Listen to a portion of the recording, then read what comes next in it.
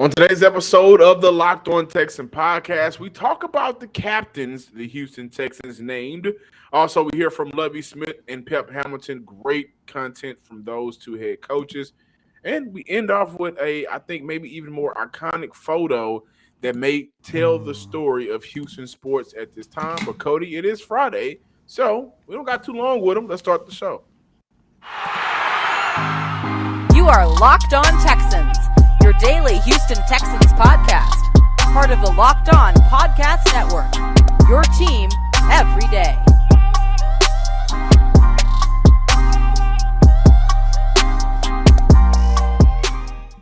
Welcome in, everybody, to a Friday edition of the Locked On Texan podcast, a part of the Locked On Podcast Network, your team every day. I'm John Hickman, joined by none other than Cody Davis. Whew! Half football, man. Got the Rams, Bills, got them Texans playing football on Sunday against the Colts. That football feeling is back. UT takes on Alabama. Everything just seems perfect. I don't know about you guys, man, but I'm getting emotional. We're going to talk about what Pep Hamilton and Lovie Smith had to say in the second segment. Some very important information, what they had to say, so we'll get into that. However, during this week, the Houston Texans named their captains, and Friday is normally the days Cody and I try to have some fun, so we're going to keep that trend going. We will have the YouTube comments on Saturday's episode. We're dropping the bonus. But Christian Kirksey, Jerry Hughes, Davis Mills, Brandon Cooks has been named, and John Weeks for the special teams. They have been named as your 2022-2023 Houston Texan captains.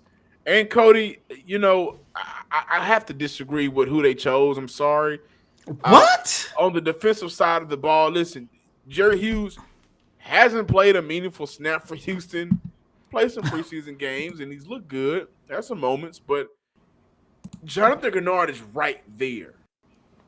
Like if you pick anybody, it should have been Jonathan Gennard. I like going with Kirksey. I think Kamu Grugier would have made a lot of sense, but for his third year, a very anticipated year for Jonathan Gennard, who said he feels as healthy as he's felt before. A lot of expectations. I think seeing Gennard with that C on his chest would have been huge. And on the flip side, I don't think Davis Mills should have been the captain. Listen, if you talk about a player who deserves being captain on that offensive side of the ball, you talk about a player who has faced adversity with this franchise, which is what you would want out of your captain, to know how to react and how to handle adversity. I think the only player left from the 2019 draft for Houston, Titus Howard, should have been named the captain. He should have had a C on his chest. I don't think it should have been Laremy Tunsil. I thought that's where he was about to go. That's why I was looking at you kind of crazy. Only because Laremy Tunsil, he's one of those players that, if I can quote one of his more quotes from this year, it's dog. So he's not necessarily a vocal guy. And I think I look at Titus as somebody that may be more personable than Laremy Tunsil, based off what we've seen on screen. So I thought Titus Howard, was deserving of that captain. On the defensive side of the ball, I thought Jonathan Gennard should have been the captain for Houston. I like the captain. I'm surprised Rex Burkhead didn't get a captain. Well, and a headset. And everything else in between.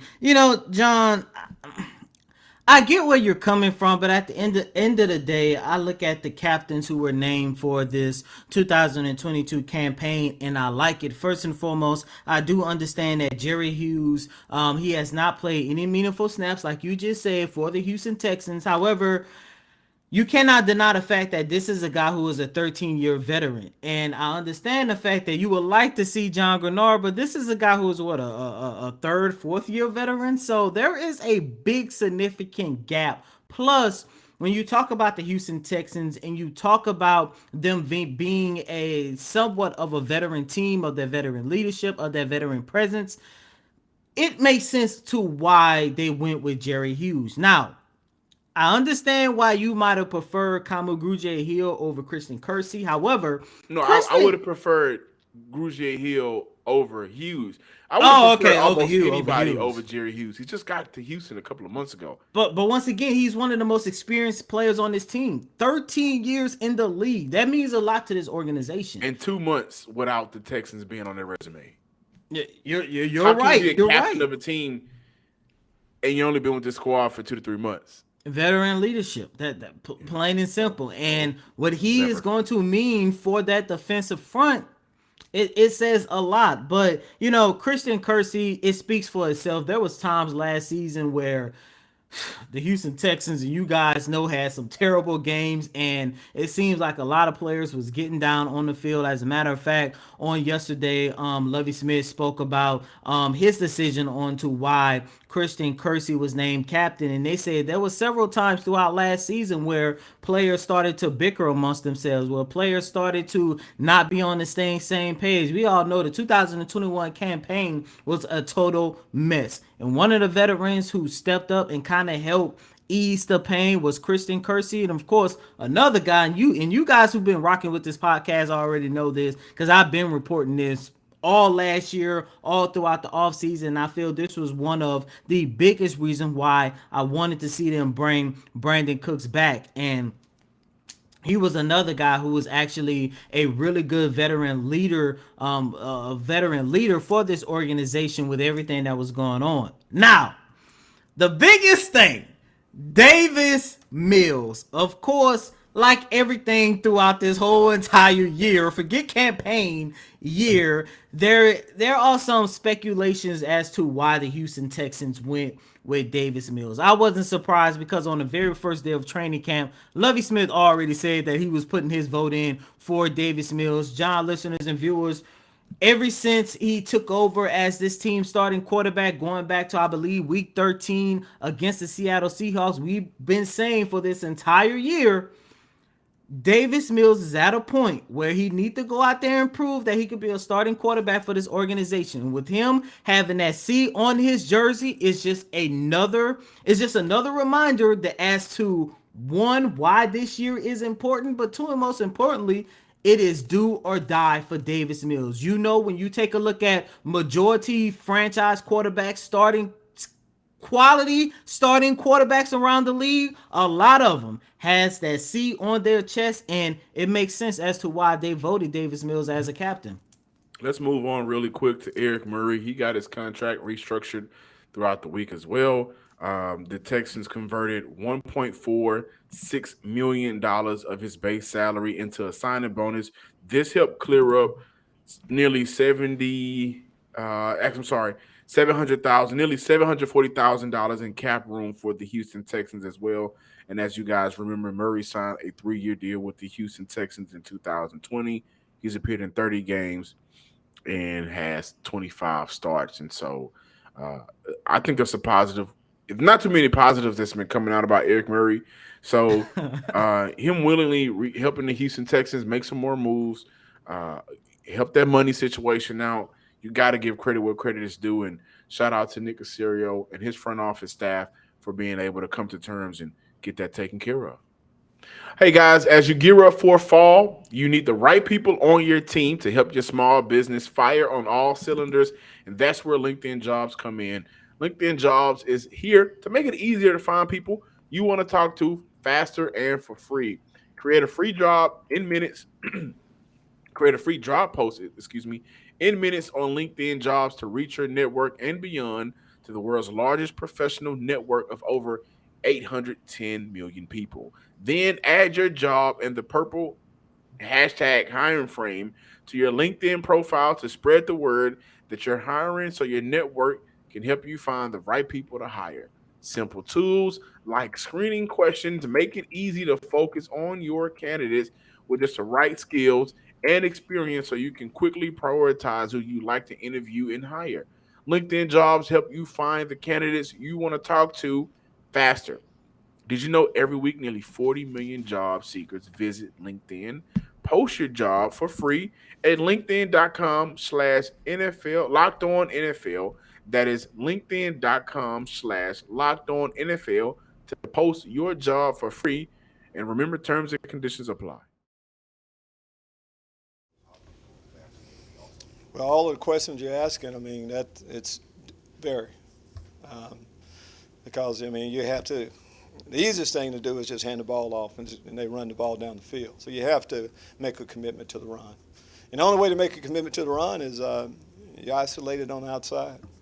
I mean, it's the reason why you go and draft a guy with the third pick in the draft, and you bring another guy in that you like cornerback wise. It's going to come down to that. I know everybody assumes we play cover two every snap, right? Tampa 2 and all that stuff. I mean, we do a little bit more.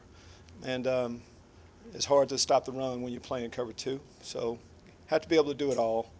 But the play action definitely gives us trouble.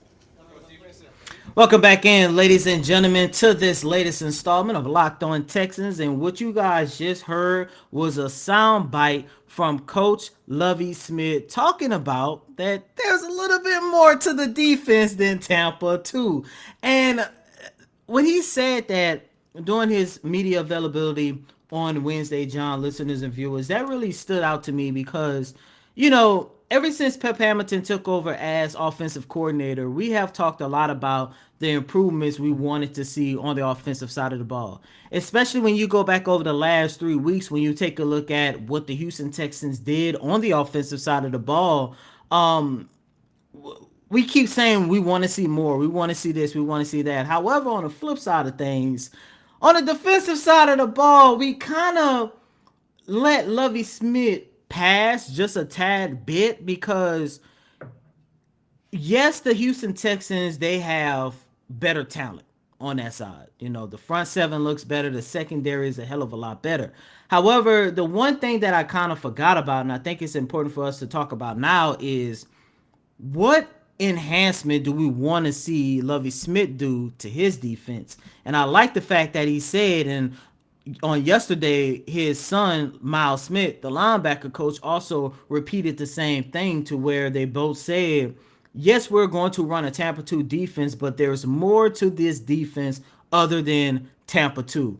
Everyone knows that's Lovie Smith's favorite scheme, and over the last couple of weeks, he has hinted at the fact that he has made some major improvements to his defense, especially how the Houston Texans can help stop the run for this upcoming season. And like we talked about a couple days ago, they have a big test on Sunday going up against Jonathan Taylor. But John, listeners and viewers, yes, the Houston Texans did improve their talent on that defensive side of the ball, but Lovie Smith, although coach, he is still defensive coordinator, and this is a coach who allowed an average of 242 yards through the air and 142 yards on the ground during the 2021 campaign. Yeah, but I hear that from last year. I don't think Houston had the talented players that Lovie Smith probably would have preferred over the guys definitely that they have right now, over the group that they have coming into year two for guys that was on this team last year. And they've made some improvements in different areas. And I think that for people that are saying or expecting for Lovie Smith to just run a base cover 2 defense, have you not been watching the preseason? I mean, how many times have we seen Jalen Petrie at the line of scrimmage? How many times have we seen, some of these guys move around? And I just think at this point, it can be considered lazy to just say a base cover 2 and that's how we're going to run. So I applaud Lovie Smith for kind of stepping up for himself a little bit. He has no reason to step up for, he doesn't have to validate himself to anybody, but just like a reminder, hey guys, I know how to call defenses. And that, in fairness, we were kind of questioning what Lovie Smith was going to do in the beginning as well, but we've seen some changes, whether that had been in practice, OTAs, coded for you, or the games for everybody else to see. I do want to move on over to Pep Hamilton. He had an opportunity to talk on Thursday, and a very interesting question came his way. Pep Hamilton was asked about Davis Mills and the checkdowns in the preseason. And the question was that by design or just him going through his progression? Pep Hamilton responded with yes and no. We do feel like it's important that you go through your progression, like you said. You go through your reads, and ultimately you take what's there. A lot of what we faced throughout the offseason and in training camp was our defense. Our defense does a really good job. Shout out his defense there. Our defense does a really good job at taking the ball away, really stressing your passing game, and it's a good test for us every day in practice. Every day in practice. You continue with it was a good test to get us to the point of facing a really good defense on Sunday and just have the patience to execute the offense. Now, I do want to respond to Pep Hamilton's, quote there.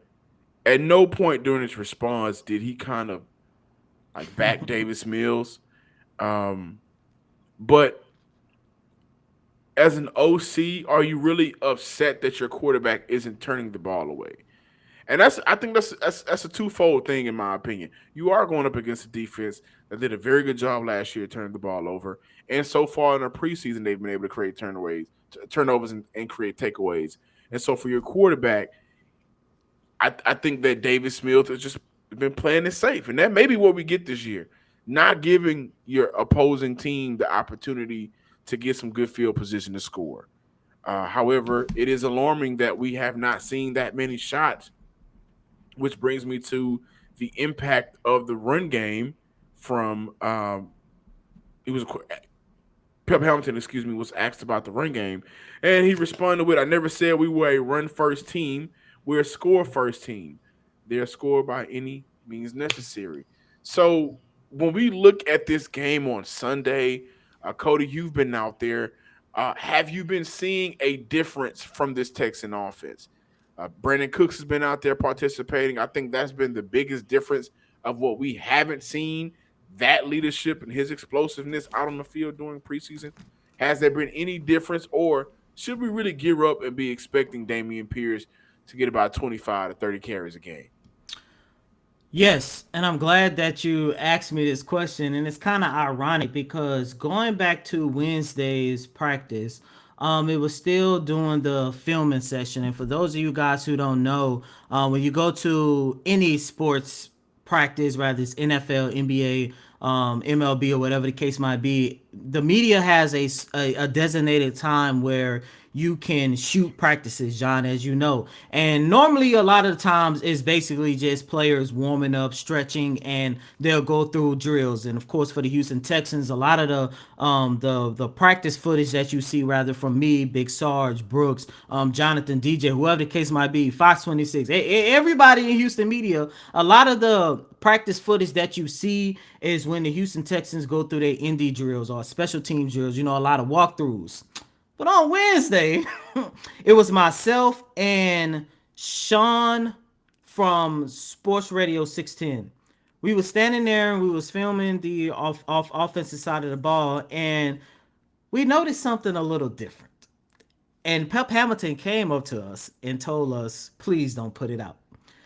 Chopped it up with Pep Hamilton a little bit.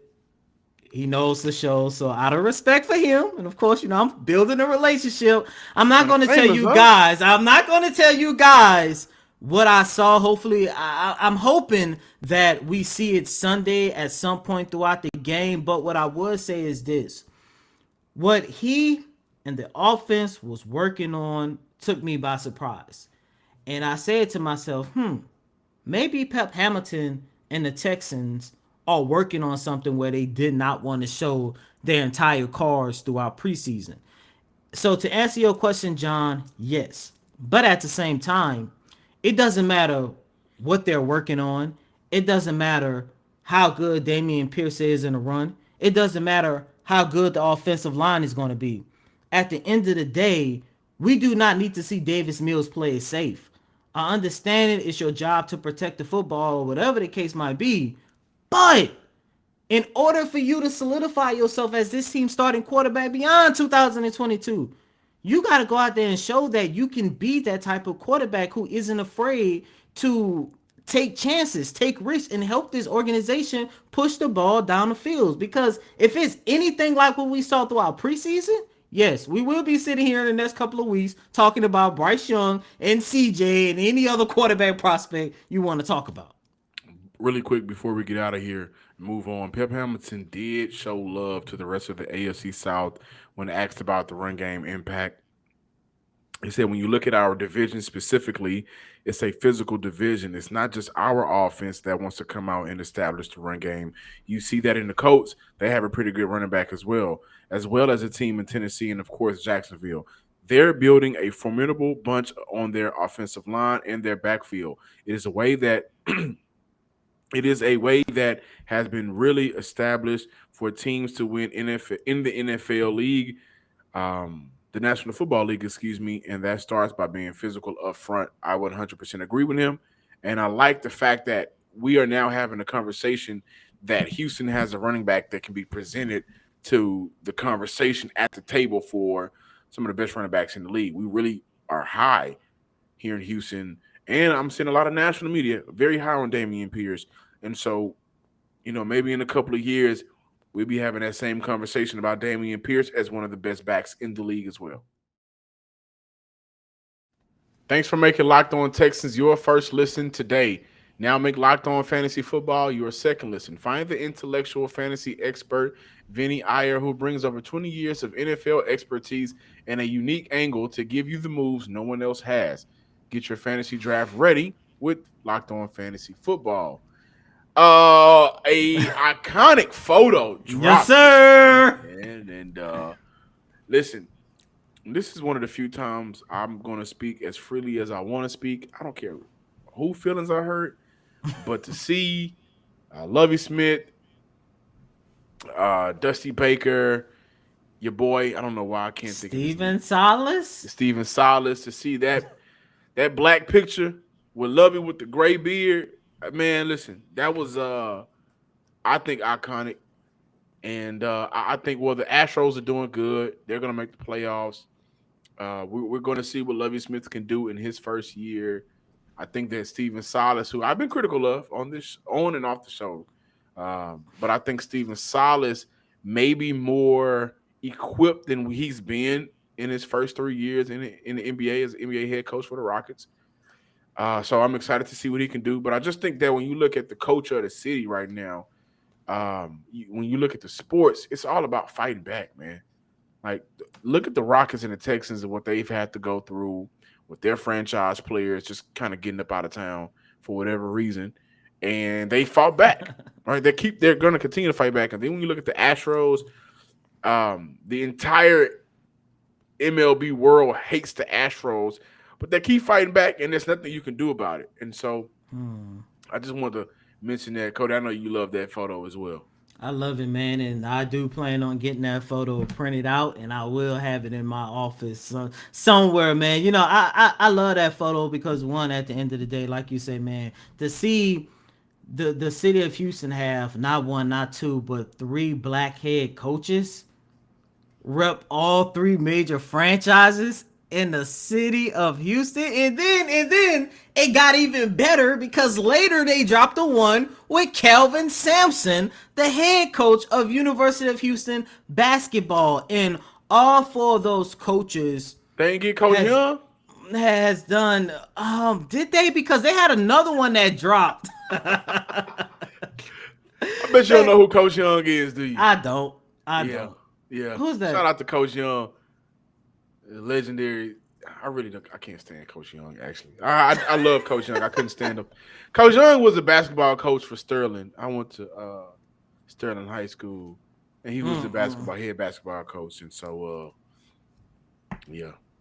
But I love that picture of all 4 of them just standing there. And John, of course, I had an opportunity to cover 3 out of the 4 coaches who was on that picture. Of course, Silas Smith, and of course, I began my career covering University of Houston basketball during the 2019-20 season, which means I was there, covering Kelvin Sampson. And when I tell you, all of those guys are not just good coaches, but they're just fun people just to talk to, I've had several conversations with Steven Salas, of course, the most. Lovie Smith, starting to have some conversations with him, and during my time covering University of Houston, had some opportunities to cover Calvin Sampson, and hold conversations with him.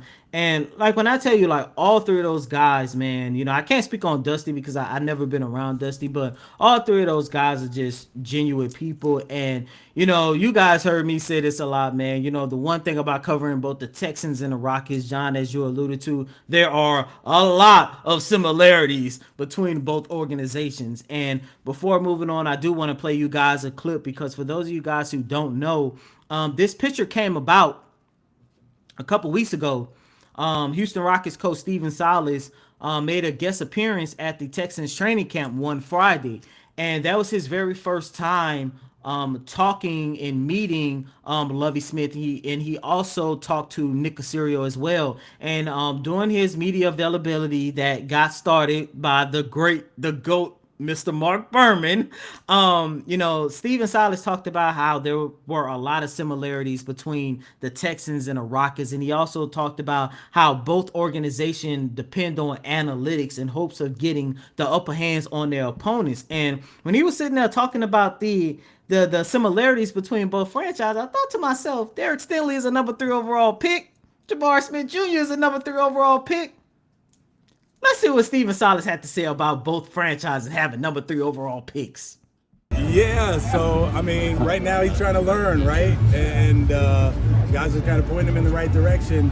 And for him, it's the learning curve. And here, it's so important because, like, if you're in the wrong spot, it's not like in basketball there's only 5 guys and most everybody touches the ball, right? But here, shoot, there's 11 guys who don't touch it, and then there's 9 more who don't touch it. So making sure you're in the right spot and helping the next man play well is probably what he's going through right now. So yeah, he's impressive watching him, super quick and fast and all that, but the learning curve is going to be interesting to see. The one thing I will say about both the Houston Texans and the Houston Rockets, we might not say the word win a lot throughout both of these seasons, but I know one thing, we sure going to be talking about a lot of development and progression, to say the least. Absolutely. I'm so glad you finished it off with that because I think that's what it is for these two franchises right now. Again, guys, I can't think of a coach that stepped into a situation like Steven Silas did, which is mainly why I've given a pass in a sense because where he came into was just what he came into was just terrible. And when you look at Lovie Smith, the question mark is, well, you've built this coaching staff, you have some great players in the draft. There's a question mark over your quarterback position. You don't win in this league without a quarterback. So I'm excited to see both of those men coach this year. Both of these franchises play ball this year. I am super excited to see the Rockets play basketball. For those of you who do not know, the Rockets is the team that could probably give me a heart attack. And so I have to watch those games in a state of mind where I wouldn't drive. That's a joke. If you guys watch the show, you know what the joke is. But thank you guys for checking out today's episode of the Locked On Texans podcast. Be sure to follow us on Twitter under the name Locked On Texans and subscribe on YouTube as well.